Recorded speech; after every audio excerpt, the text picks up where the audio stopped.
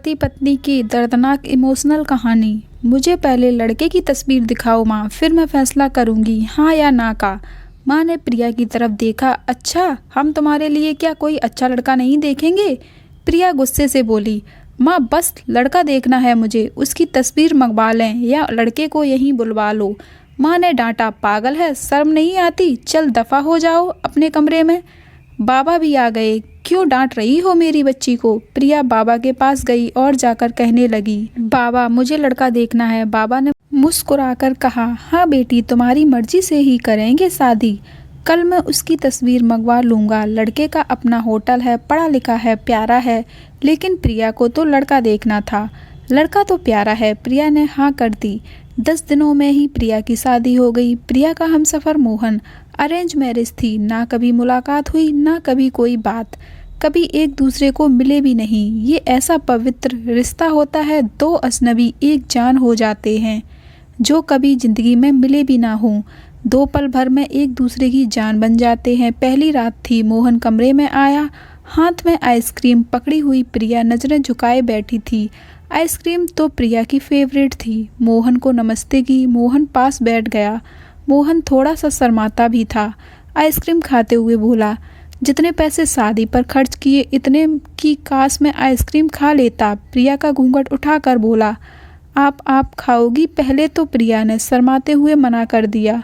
फिर मोहन ने प्यार से कहा, खा लो, प्यार बढ़ेगा। प्रिया को आइसक्रीम दी और खुद भी खाने लगा। प्रिया सारी आइसक्रीम खा गई। मोहन ने जब पूछा, आइसक्रीम पूरी ख़त्म कर दी? प्रिया मुस्कुराने लगी। वो तो मैं खा गई। मोहन भी मुस्कुराने लगा। बहुत कंजूस हो आप, पहले कहती नहीं खाती और अब देखो सारी की सारी खा गई हो।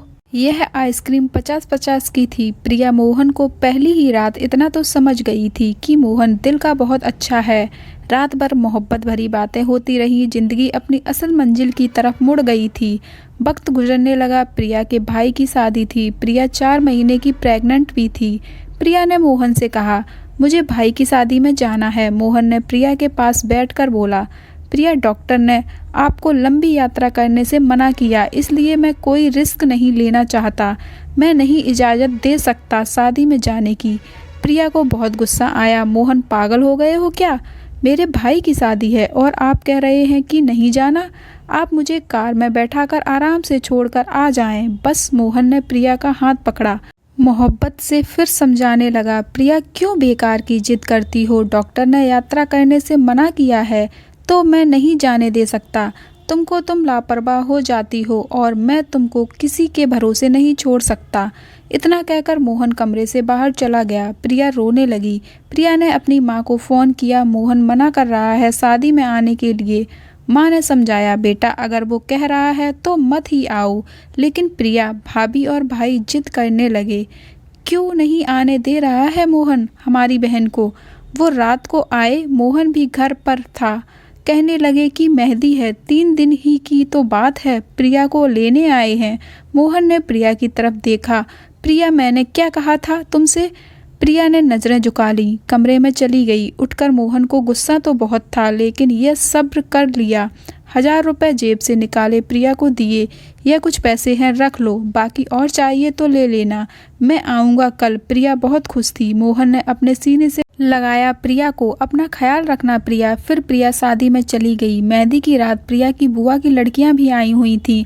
डांस भी किया, काफ़ी एंजॉय किया। बारात वाले दिन जब भाई की बारात लड़की वालों के घर पहुंची तो बारिश हो रही थी।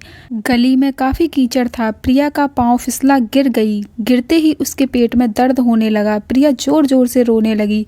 जल्दी से प्रिया को अस्पताल ले गए। प्रिया दर्द से चिल्ला रही थी। मोहन को कॉल की, प्रिया के बारे में बताया। मोहन घबरा गया। वो जल्दी से अस्पताल पहुंचा।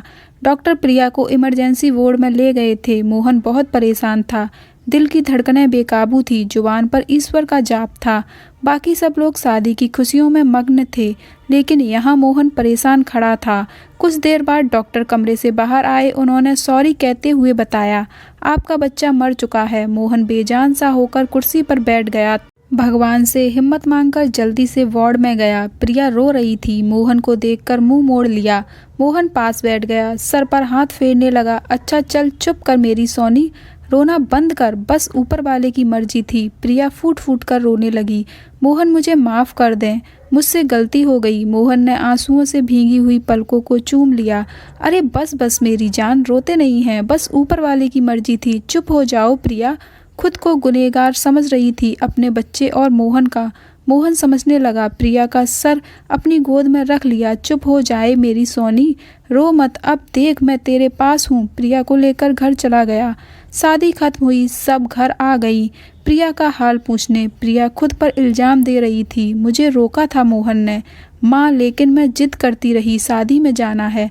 अगर मैंने इनकी बात मान ली होती तो आज शायद मैं अपना बच्चा ना खोती। मोहन समझ रहा था प्रिया दिल ही दिल में खुद को कसूरवार ठहरा रही है, इसलिए मोहन प्यार से समझाता रहा प्रिया को। अरे पागल है, खुद को परेशान ना कर, ऊपर वाले की मर्जी थी ना, ऊपर वाले ने चाहा तो हमें फिर से औलाद जरूर देगा। प्रिया मोहन की आंखों में देख रही थी। मोहन आप इतने अच्छे हैं, मुझे डांटा नहीं है, अपने कुछ कहा नहीं। मोहन ने लंबी सांस ली, मुस्कुरा कर बोला, जब तुमने मेरी बात मानी ही नहीं थी तो प्रिया अब कुछ कहने का क्या फ़ायदा। प्रिया समझ रही थी मोहन का खामोश गुस्सा। 1 साल बाद फिर ऊपर वाले ने उनको बेटा दे दिया।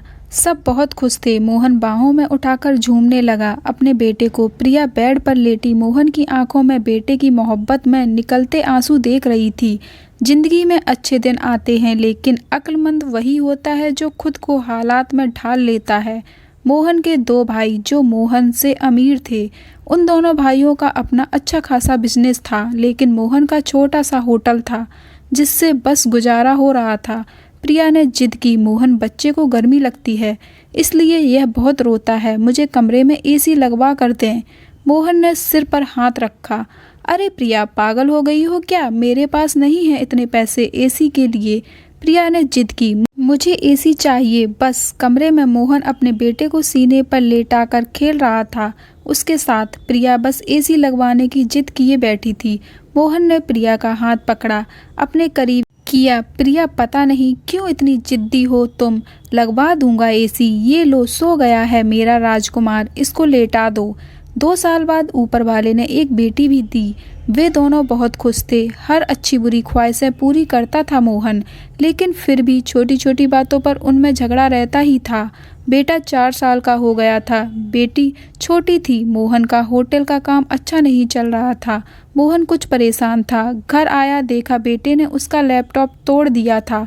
प्रिया मोबाइल पर लगी हुई थी। मोहन ने देखा लैपटॉप टूटा हुआ पड़ा है। मोहन चिल्ला कर बोला, प्रिया ये क्या है। प्रिया ने देखा, ये आपके लाडले ने तोड़ा है। मोहन गुस्से में पहले ही था। प्रिया को गाली देकर बोला, तुम्हारा दिमाग काम नहीं करता, इसमें मेरा सारा डेटा था, तुम पागल हो क्या। जाओ खाना लेकर आओ, उठ जाओ। प्रिया गुस्से में बोली, मोहन मैं नौकरानी नहीं हूँ, सारा दिन बच्चों को संभालूं और फिर तुम मुझे गाली दो। सारा दिन इतना काम करो और कदर इतनी सी है, गाली दे रहे हो। प्रिया खाना लेकर आई। बैगन बने हुए थे। मोहन ने बैगन देखे, चिल्ला कर बोला, तुम्हारा दिमाग खराब है, तुमको कितनी बार समझाया है, मैं बैगन नहीं खाता।